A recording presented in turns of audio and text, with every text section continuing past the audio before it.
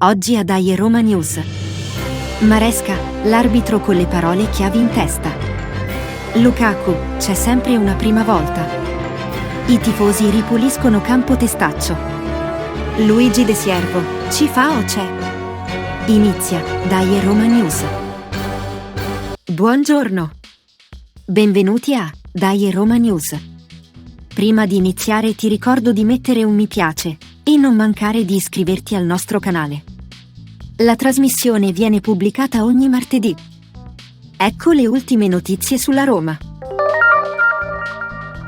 Questo è il momento di Quoque tu Roma, figlia mea. Per il centenario della sezione arbitri di Napoli, hanno posto all'arbitro Fabio Maresca la seguente domanda. Come si fa ad isolarsi mentalmente e ad avere il focus solo sui 90 minuti? Questa è stata la sua risposta, riferendosi alla partita Inter-Roma e alla questione Lukaku. Beh, forse questa settimana la domanda è ancora più pertinente, perché non solo c'era tutto quello che era intorno a me, nel senso di quello che stava avvenendo intorno a quella partita, ma c'era pure questo evento, che io stavo preparando. E quindi innegabilmente, noi siamo delle persone, chi per un motivo, chi per un altro, che vivono delle emozioni, anche al di fuori degli impegni, al di fuori del terreno di gioco. Quello che serve veramente per questo, è un allenamento mentale, trovare degli ancoraggi, trovare la capacità di riflettere e di avere anche un programma, delle parole chiavi in testa, che ti riportino al Hic et Nunc. Per me è quello che mi aiuta maggiormente. Dopo queste parole, si può dire che l'arbitro Maresca conosce anche qualche locuzione in latino, ma io, pensando in maniera speculativa, affermo che la sua direzione è stata scientifica, hic et nunc, nei confronti dei giocatori della Roma. Dico scientifica perché ammonendo due difensori, Mancini e Iloriente, e due centrocampisti, Bove e Cristante, è riuscito ad inibire la parte più importante di una squadra, hic et nunc.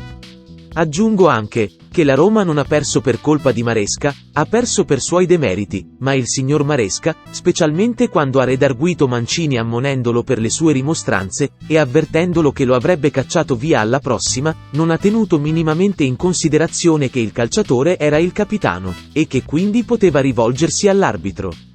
Questo ha dato subito la misura, che avrebbe tenuto nel corso della partita.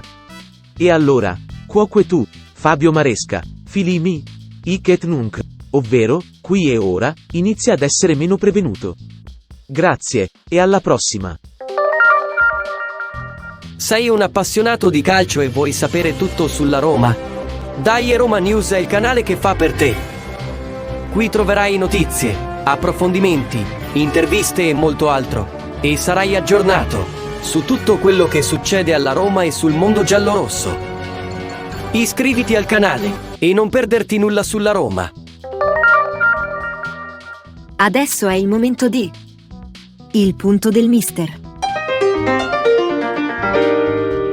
C'è sempre una prima volta. Per Lukaku, che ha sbagliato un rigore ai primi minuti di gioco contro il Lecce, è stata una prima volta. L'errore dai 9 metri è stato il primo errore della sua carriera italiana. Questo errore mi fa subito pensare che la serata non sarà fortunata per noi. La partita prosegue ma non riusciamo a giocare bene.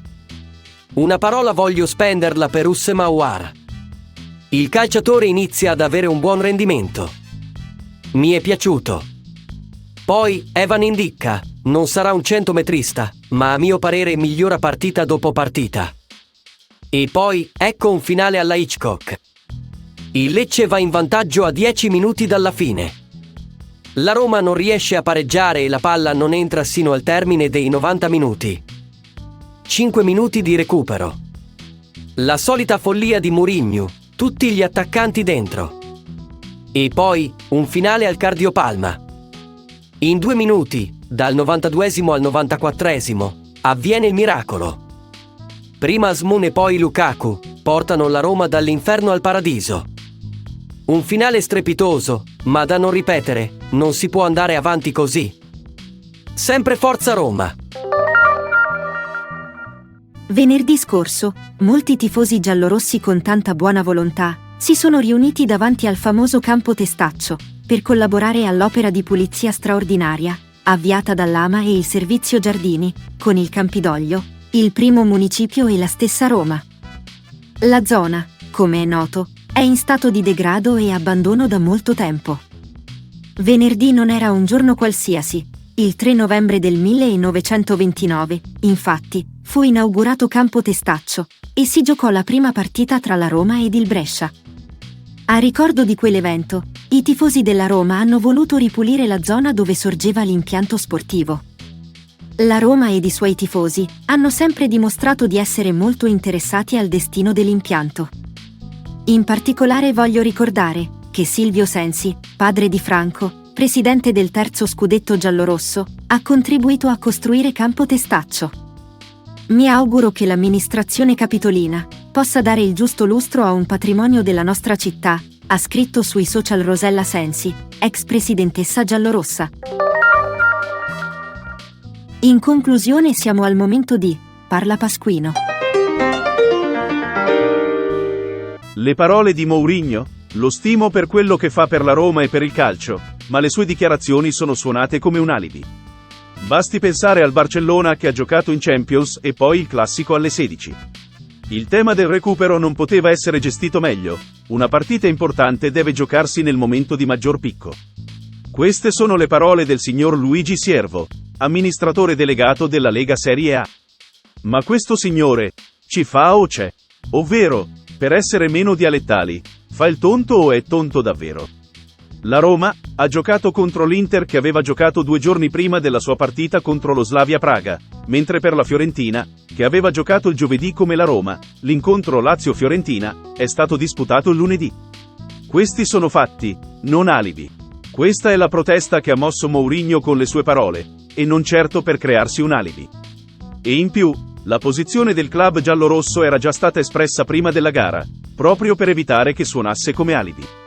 E aggiungo che se il signor De Siervo contasse sino a 10, prima di aprire la bocca, farebbe meglio, mentre invece dovrebbe spiegarci, perché sono settimane che questa storia, di far giocare la Roma ogni 3 giorni, vada avanti senza un minimo ripensamento da parte del sistema.